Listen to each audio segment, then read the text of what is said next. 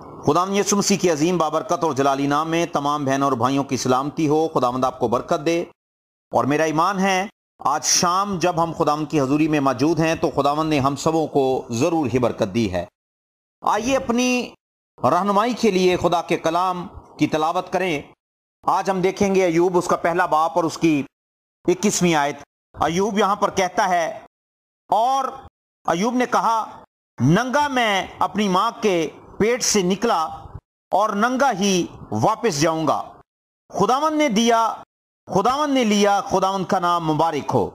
मेरे अजीजों, आज हम जिस बात पर गौर करेंगे वो अय्यूब की इस हेडलाइन को जो उसने नसीहत और रहनुमाई के तौर पर हमारे लिए खुदा के कलाम में पेश की है। वो कहता है कि मैं नंगा अपनी माँ के पेट से निकला।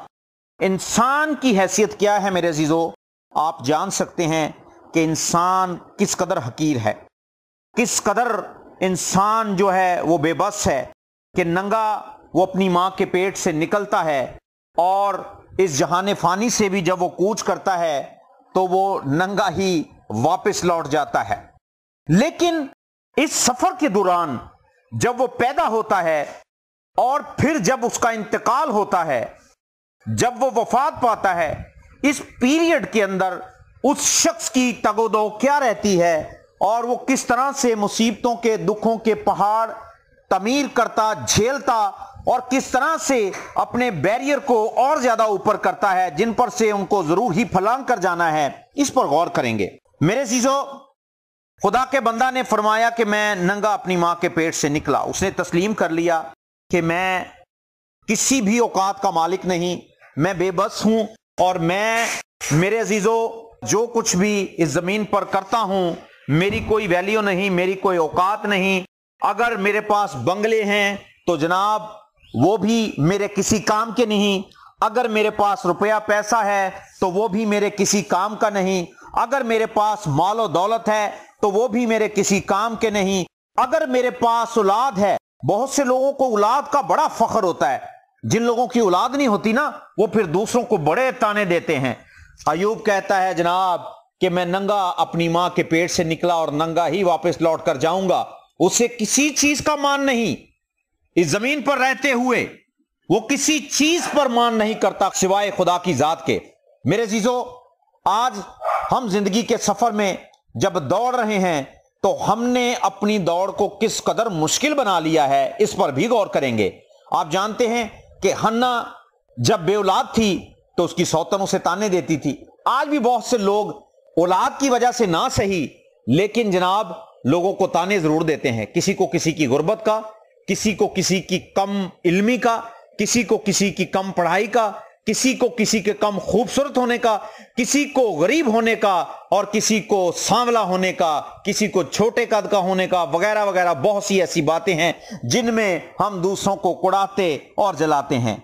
मेरे चीजों, याद रखिए कि खुदा की बादशाही में उन लोगों की जो दूसरों के लिए ठोकर का सबब बनते हैं कोई भी मेरास नहीं।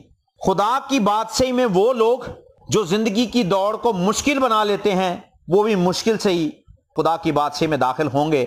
मुश्किल का लफ्ज मैं क्यों इस्तेमाल कर रहा हूं? मेरे अजीजों, जिंदगी बहुत आसान है लेकिन इस जिंदगी के अंदर जितनी भी ख्वाहिशात हैं, इन ख्वाहिशात ने हमारी जिंदगी को अजीरन बना दिया है। जिंदगी को बहुत मुश्किल नहीं है। आप दुख सहते हुए भी शादमानी के साथ शुक्रगुजारी कर सकते हैं। रसूलों और खुदा के बंदों पर, कलीसियाओं पर गौर करें, वो दुख सहकर खुदावंद की शुक्रगुजारी ना करते रहे, वो करते रहे और जनाब हर तरह के हालातों में खुदावंद की तारीफ करते रहे। दौलत के पीछे नहीं भागे, शोहरत के पीछे नहीं भागे, रुपए पैसे के पीछे नहीं भागे और जब उनके पास रुपया पैसा या दौलत या जो कुछ भी आया फिर उन्होंने कंजूसी का मुजाहरा नहीं किया।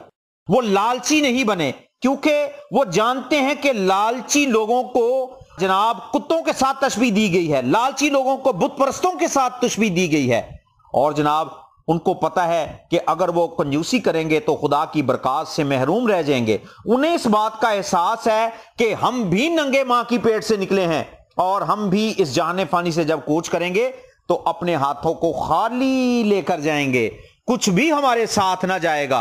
आज मेरे अजीजों, हम किस कदर अपने हाथों को खुदा के लिए खोलते हैं, इस पर भी गौर करना होगा। किस कदर हम अपना आप खुदावंद के हजूर पेश करते हैं, इस पर भी गौर करना होगा। देने का मकसद सिर्फ रुपया पैसा नहीं है। देने का मकसद आपकी जिंदगी के अंदर आपका जितना वक्त है, आपके वजूद का एक एक हिस्सा, आपका ज़ेन, आपकी आंखें, आपके ख्यालात, आपका दिल और आपके जिस्म से जुड़ी हुई हर एक चीज खुदा के लिए मुकर्रर कर दी जाए। आपकी सोचें, आपके ख्यालात, हर चीज खुदा के हवाले कर दी जाए, क्योंकि खुदा का बंदा पौलुस रसूल कहता है कि अब मैं जिंदा ना रहा बल्कि मसीह मुझ में जिंदा है। ख्वाहिशात हमें दबाए हुए हैं और इन ख्वाहिशात का बोझ लेकर दौड़ना तो दूर की बात, हमसे चलना भी मुश्किल हो गया है। और जनाब खुदा का बंदा पौलुस रसूल फरमाता है कि मैंने इन सारी ख्वाहिशात को, इन रगबतों को यीशु मसीह की सलीब पर खींच दिया है। दुनिया की रौनक मुझे अब कूड़ा मालूम होती है और दिल करता है कि कूच करके अपने मसीह के पास जा पहुंचूं। प्रेज द लॉर्ड, हालेलुया, खुदावंद की तारीफ हो। मेरे अजीजों, इस जमीन पर रहते हुए आज इंसान का जो सबसे बड़ा टारगेट है, चाहे वो खुदा के लोग हैं चाहे वो खुदा के लोग नहीं हैं, उनका टारगेट सिर्फ और सिर्फ रुपया पैसा कमाना और जनाब अमीर बनना और इस जमीन पर नाम पैदा करना है।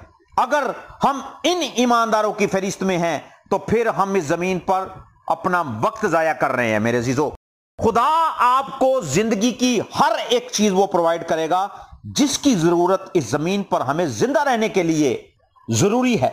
जगह भी खुदावंद आपको देगा, रुपया पैसा भी खुदावंद आपको देगा, गाड़ी भी आपके पास होगी, अच्छी बीवी भी आपके पास होगी, अच्छा शौहर भी आपके पास होगा, अच्छी औलाद भी आपके पास होगी। और जब औलाद होगी तो खुदा आपकी औलाद को अच्छी तालीम भी अता करेगा। हम भागे फिरते हैं, हम इस बात को भूल गए हैं कि हम नंगे मां के पेट से निकले हैं और जनाब हर शख्स का टारगेट पैसा पैसा पैसा पैसा बन चुका है। किसी ना किसी तरीके से जनाब मुझ तक पैसा पहुंच जाए। जब किसी के हाथ में देखते हैं रुपया पैसा, वो हमारा अजीज हो या हमारा पराया हो, कोई भी हो, हमारा दिल एक मर्तबा जो है ना जुम्बिश करता है, हिल जाता है। ओ इतने नोट, इतना पैसा, और दिल जनाब जोश मारता है कि काश मुझे भी थोड़ा सा पैसा मिल जाए। मेरा भाई है, एक दोस्त है, वो अक्सर मुझे कहता है कि यार मैं जब भी सड़कों से गुजरता हूं ना तो मैं झाड़ियां देखता हूं, तो मेरे दिल के अंदर ये ख्वाहिश होती है कि काश यार इन झाड़ियों के अंदर कोई पैसों से भरा हुआ बैग फेंक जाए और मैं फौरन जनाब फलांग के उन झाड़ियों के अंदर से उस पैसे के बैग को खोलूं और फिर मैं खूब अय्याशी करूं। हमारे दिल के अंदर भी ऐसी तड़प है, कम मेहनत और ज्यादा पैसा। और मेहनत के अंदर भी कोई किसी तरह की ताबेदारी नहीं है, ईमानदारी नहीं है। अपनी जान को दुख देने की बजाय हम मेहनत के अंदर भी अपनी जान के लिए सुख ढूंढते हैं। इस जमीन पर अगर हमारे मां बाप को छोड़ गए हैं, उस जायदाद के लिए जनाब हमने बहुत जद्दोजहद की है कि इसमें से हमारा हिस्सा में मिल जाए, मेरा हिस्सा मुझे मिलना चाहिए। वो चाहे मां बाप के जिंदा रहते हुए या उनके मरने के बाद, मेरा हिस्सा मुझे जरूर मिल जाना चाहिए। मेरी मिरास है भाई, मैं हकदार हूं इन चीजों का और मुझे ये मिल जानी चाहिए। हम अपना हक जमाते हैं, याद दिलाते हैं दूसरों को कि जनाब ये सब कुछ मेरा है, सब कुछ मेरा है। और फिर जनाब हम लोगों का ना हक भी खा जाते हैं, लोगों के लिए हम दुख का बायस भी बने हुए हैं, लोगों के लिए हम सरदर्दी का बायस बने हुए हैं। हम जहां खड़े होते हैं लोग हमारे ताल्लुक से पता नहीं कैसा कैसा जिक्र करते हैं और फिर जब वो हमें एक ताना देते हैं ना कि उंज देखो जी खुदा दे लोग बने फिर देने। हालांकि कई मर्तबा ये लोग गलत बात करते हैं, कई मर्तबा क्या मतलब लोग बात ही ये गलत करते हैं, लेकिन हमें ये फील होता है कि एनू इंज नहीं से कहना चाहिए। भाई हम अपनी हरकतों को क्यों नहीं देखते? अयूब किस कदर दौलतमंद था, किस कदर अमीर था, कितनी उसकी औलाद थी और जनाब उसके पास इस कदर दौलत थी कि मैं समझता हूं कि आज के दौर में मेरे जैसे आदमी का जो है वो अयूब की दौलत का अंदाजा लगाना थोड़ा मुश्किल हो सकता है। खुदा के कलाम से सहारा लेकर हम सिर्फ इसका अंदाजा लगा सकते हैं कि उसके पास क्या क्या था। इस कदर दौलतमंद शख्स था, लेकिन कभी दौलत पर घमंड नहीं किया, कभी औलाद पर घमंड नहीं किया। सब कुछ तबाह हो गया, बर्बाद हो गया, तो भी वो खुदावंद की शुक्रगुजारी करता रहा। आज हम जनाब हमारे पास बहुत कुछ जब हम हासिल कर लेते, पहले तो हमारी कोशिश ये होती है कि पैसे के पीछे भागें, पैसे के पीछे भागें और पैसा आगे आगे भागता है। जबकि खुदा के कलाम में लिखा कि पहले ढूंढो तुम मेरी बादशाही, तो बाकी चीजें सब कुछ तुम्हारी होंगी। ہم بادشاہی ڈھونڈنے کی بجائے روٹی کپڑا مکان کے پیچھے بھاگے پھرتے ہیں۔ میرے عزیزو اس طرح سے نہیں ہوگا۔